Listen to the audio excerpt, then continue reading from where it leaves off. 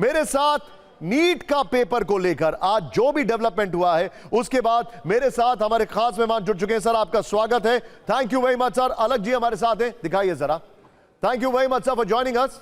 आपने समय निकाला। सर मेरा पहला सवाल आपसे यह है, क्या आपको लगता है कि नीट पेपर लीक एक संगठित नेटवर्क का हिस्सा है या ये एक सिस्टम की लापरवाही है?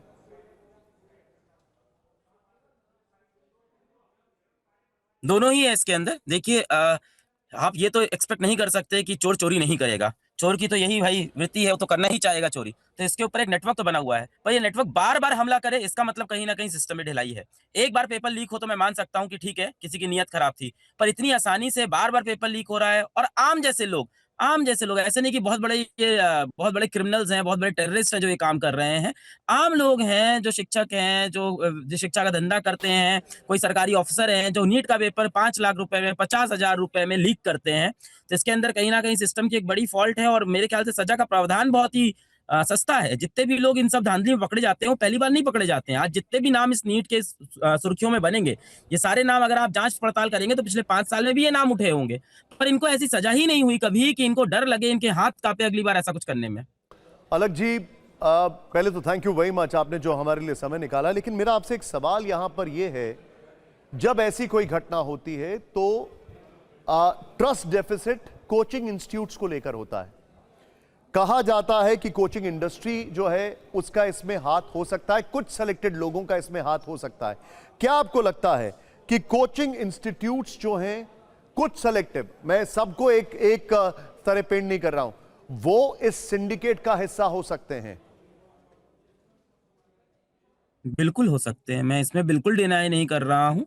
बिल्कुल इसका हिस्सा हो सकते हैं। और मुझे लगता है जो भी कोचिंग इंडस्ट्री से, जो भी शिक्षक, जो भी ऐसी कोचिंग के लोग पकड़े जाएँ, उनको फांसी हो जानी चाहिए भाई इसके ऊपर।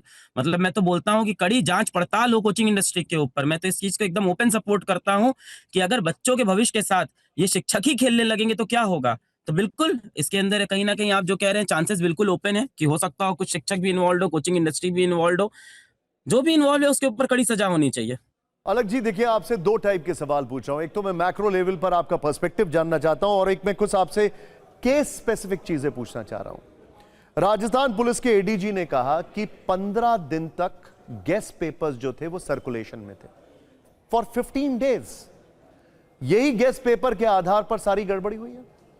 अब जब हम बात करते हैं जिस तरीके से ये पूरा सिस्टम चलाया जाता है, तो नीट की तरफ से क्या, एनटीए की तरफ से कहा जाता है कि हमने जीपीएस ट्रैक्ड व्हीकल्स बनाए हैं, हमने यूनिक वाटरमार्क आइडेंटिफायर्स बनाए हैं, सीसीटीवी से निगरानी हो रही है।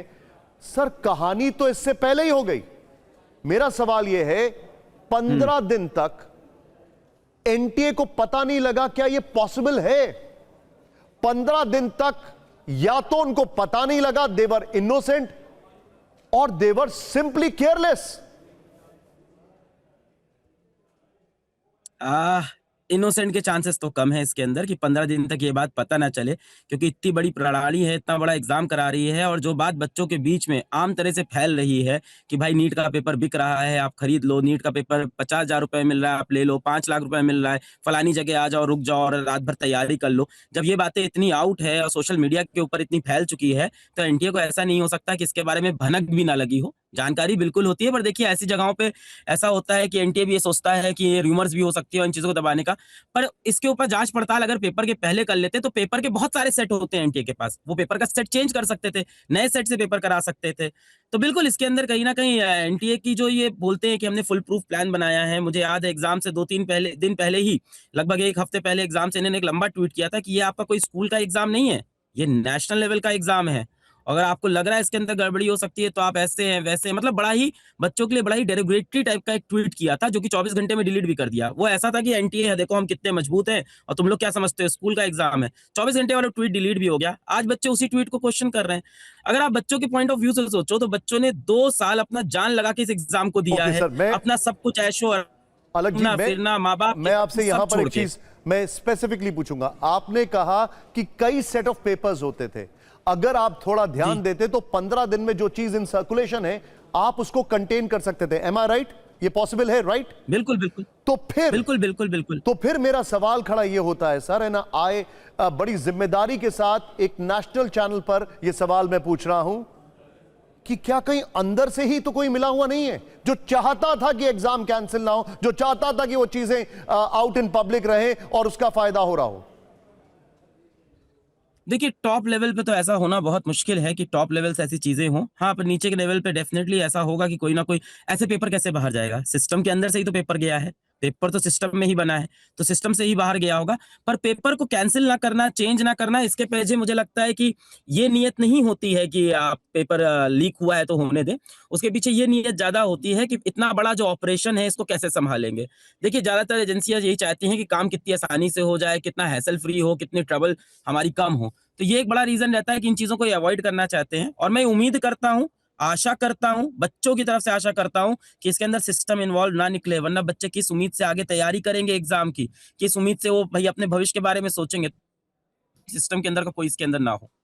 अब अलग जी, अगर परीक्षा की गोपनीयता ही सुरक्षित नहीं है तो आपको लगता है कि मेरिट आधारित चयन संभव हो पाएगा? बिल्कुल नहीं हो पाएगा सर, अगर परीक्षा इस तरह से हो रही है और ये पहला इंसिडेंस नहीं है सर पेपर लीक का। पेपर लीक के इंसिडेंट लगातार रिपोर्ट होते रहे हैं। पिछले 5 साल में आप देखेंगे तो सोशल मीडिया और न्यूज़ चैनल आप अगर चेक करेंगे, तो आपको 60-65 ऐसे इंसिडेंट दिखेंगे जहाँ पेपर लीक की बातें हुई हैं। तो पेपर लीक के ऊपर जो सज़ा का प्रावधान है, जब तक वो इतना स्ट्रॉन्ग नहीं बनेगा, जब तक कड़ी कार्रवाई नहीं होगी और कड़ी कार्रवाई नहीं होगी। मुझे इस बार भी ये पता है कि कड़ी कार्रवाई सीबीआई को भी जाँच दी हम लोग ने दी है। कुछ दिन चलेगी बातें, कोर्ट में केसेस चलेंगे, मैटर ठंडा हो जाएगा, सारी बातें लोग भूल जाएँगे और फिर से पेपर होना शुरू हो जाएगा। जब तक आप नीट के पेपर को भी इस तरह से नहीं ट्रीट करो, क्योंकि आप देखिए एक बच्चा अपनी जान पे दांव लगा के नीट का पेपर You're देता है, right. अपने पूरी जिंदगी छोड़ के, Absolutely. उसका पूरा परिवार लगता है, माँ अपना गहना बेचती है, बाप अपने नए जूते नहीं खरीदता है कि बच्चे की किताब खरीद पाए, और ऐसे गरीब बच्चे इस You're नीट right. की तैयारी करते हैं। पर वही है ना, गरीब का सपना इतना सस्ता सस्ता है ना इस देश के अंदर, तो जब तक आप इसमें बड़ी सजा का प्रावधान नहीं बनाएंगे, तब तक बिल्कुल ये चीजें नहीं होने वाली बंद। अलग जी, क्या आपको लगता है कि एनटीए अभी के हालात में इनकेपेबल है इस तरीके से एग्जाम्स को कंडक्ट, इस लेवल के एग्जाम्स को कंडक्ट कराने में? अब सर मुझे लगता क्या है, ये तो बात सामने है, जब पेपर इतने बड़े सिस्टम से लीक हो गया, एक इतना बड़ा सिस्टम जो इस पेपर को कराने में कम से कम 300-400 करोड़ रुपए खर्चा करता है, जिसके ऊपर सरकार की सारी तरह की एजेंसियां हैं जो जिन पेपर लीक को जब चाहे जिस लेवल पे चाहे कंटेन कर सकता था, स्ट्रिक्ट प्रोटोकॉल बना सकता था। तो ये तो सामने है। अब इसमें मुझे क्या बोलना कि इनकेपेबल है कि नहीं, वो तो यहाँ पे जो इसका परिणाम है वो चीजें प्रूफ कर रहा है। You're right. अब ये कहना कि हम रीनीट करा देंगे और उससे सारा मुद्दा खत्म हो जाएगा, बिल्कुल नहीं होगा। बच्चों के 2 महीने 3 महीने जो बर्बाद हुए उसका जवाब कौन देगा? सरकार का जो इतना पैसा बर्बाद होगा उसका जवाब कौन देगा? टैक्स पेयर के जो पैसे खराब होंगे उसका जवाब कौन देगा?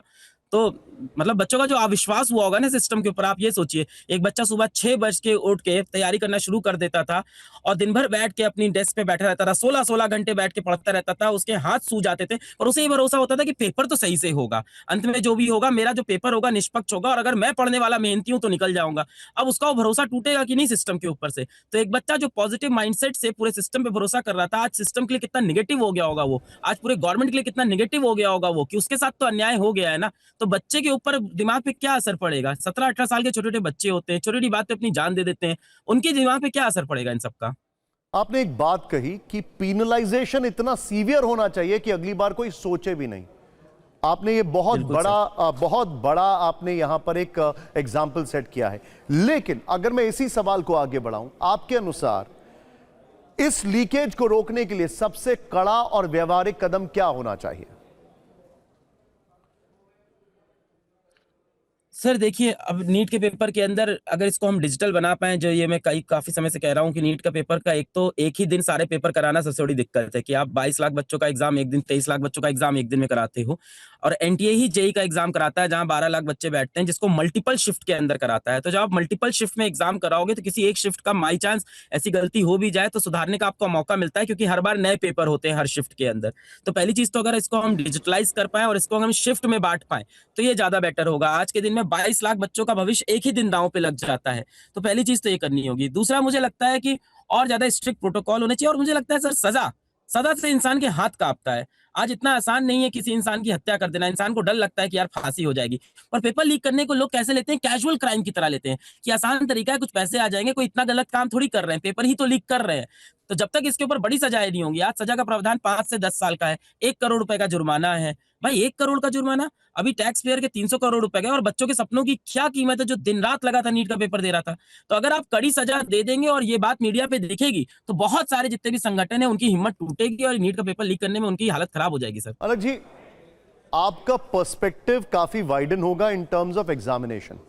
भारत के कई ऐसे दर्शक होंगे जिनको इस बारे में बहुत डिटेल नहीं पता होगी, इसलिए एक सवाल मैं आपसे पूछ रहा हूं। एक एग्जाम ग्लोबल लेवल पर कंडक्ट होता है, उसका नाम है GMAT। एक एग्जाम होता है जिसका ग्लोबल लेवल पर उसको कहते हैं SAT, एक होता है TOEFL, एक होता है IELTS। क्या इन मॉडल से भी कुछ इंस्पिरेशन ली जाती है? क्योंकि हमने कभी नहीं देखा कि इनके पेपर्स कभी लीक हो रहे हो। नहीं सर, GMAT से तो बिल्कुल इंस्पिरेशन ले जा सकती है, और जेईई मेंस के अंदर कहीं ना कहीं मुझे लगता है कि जिस तरह से मल्टीपल शिफ्ट में एग्जाम दिलवाते हैं वो एक अच्छा इंस्पिरेशन है। हाँ, उसके अंदर अभी क्या है कि GMAT के अंदर एडाप्टिव टाइप का पेपर भी आता है, उस लेवल पे हम लोग नहीं गए, अभी टेक्नोलॉजी का इतना इस्तेमाल हम नहीं करते हैं एग्जाम्स के अंदर कि हम एडाप्टिव पेपर बनाएं जिसके अंदर क्वेश्चंस लगातार बदलते रहे, इस तरह की चीजें नहीं होती है। पर बिल्कुल वहां से हमें, पर सर मुझे लगता है आप कितना भी बाहर के सिस्टम से इंस्पिरेशन ले लो, चीजें तब तक सही होने वाली जब तक आप शिक्षा Absolutely right. को इतना इंपॉर्टेंट मुद्दा नहीं You're right. समझेंगे। तो मुझे लगता है सजा का प्रावधान आप जैसे ही स्ट्रिक्ट करोगे, आज भी हमारे पास हर तरह की पुलिस सुविधाएं, हर तरह के प्रोटोकॉल्स हैं, तो तमाम सिस्टम, तमाम ऑपरेशन बने हुए हैं सर। आप ऑपरेशन सुधारते जाओगे, उससे कुछ नहीं बेहतर होगा। आप You're जब right. इस बार आज पेपर लीक हुआ है ना, आज जितने लोगों के ऊपर ये चीज प्रूफ होती है, एक फास्ट ट्रैक कोर्ट चले और फास्ट ट्रायल हो, जितने लोग पे प्रूफ हो, उनको 14 साल की 28 साल की सजा हो, तो अगली बार लोगों को डर लगेगा पेपर लीक से। You're pretty right sir. मैं इस सवाल जवाब को एक पॉजिटिव नोट पे एंड करना चाहता हूं, और आप गुरु हैं, उन बच्चों को क्या मैसेज देना चाहेंगे? बड़े डिसअपॉइंटेड होंगे इस पूरे घटनाक्रम के बाद, आप उनको क्या मैसेज देना चाहेंगे?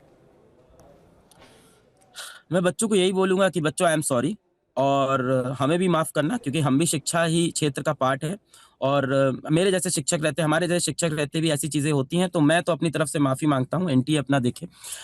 बच्चों, मैं आपसे माफी मांगता हूं, और आप अपनी हिम्मत रखें। अगर आपके अंदर टैलेंट है, आपके अंदर अगर पोटेंशियल है, तो आप अच्छा कर जाओगे। देखिए, खराब समय आपके साथ बहुत बुरा हुआ है, जो आपने मेहनत की है, 2 साल लग के आपने जो दिए, 3 साल 4 साल, कई बच्चे ऐसे होते हैं मजदूरी करते हैं, रात में आके पढ़ाई करते हैं, अब हो सकता है उनको वापस मजदूरी पे जाना पड़े, कई घर में उनके ऊपर इतना प्रेशर होता है। तो बच्चों, वो चीजें मैं समझता हूँ, आपकी वो दर्द बेटा मैं आपको समझता हूँ, पर हम क्या कर सकते हैं, ये पूरा सिस्टम है, और इस सिस्टम के हम सब कहीं ना कहीं इस सिस्टम की हमें सुननी है, तो इंतजार कर सकते हैं, और हमारे हाथ में कुछ नहीं है। फिर से पेपर होगा, फिर से मेहनत करेंगे, फिर से जाके पेपर देंगे। अलग जी, थैंक यू वेरी मच। आप एक बहुत नोबल कॉज में जुड़े हुए हैं। Wish you all the best and thank you very much sir. Thank you very much sir. धन्यवाद सर, धन्यवाद। कुल मिलाकर क्या कहा उन्होंने? नंबर 1, पीनलाइजेशन बहुत सीवियर कर देना चाहिए। नंबर 2, अगर 15 दिन से गेस्ट पेपर हो रहे थे तो आपके पास सेट्स थे, मल्टीपल सेट्स थे, बदल देते। नंबर 3, सिस्टम में कोई है जो इसमें इन्वॉल्व है।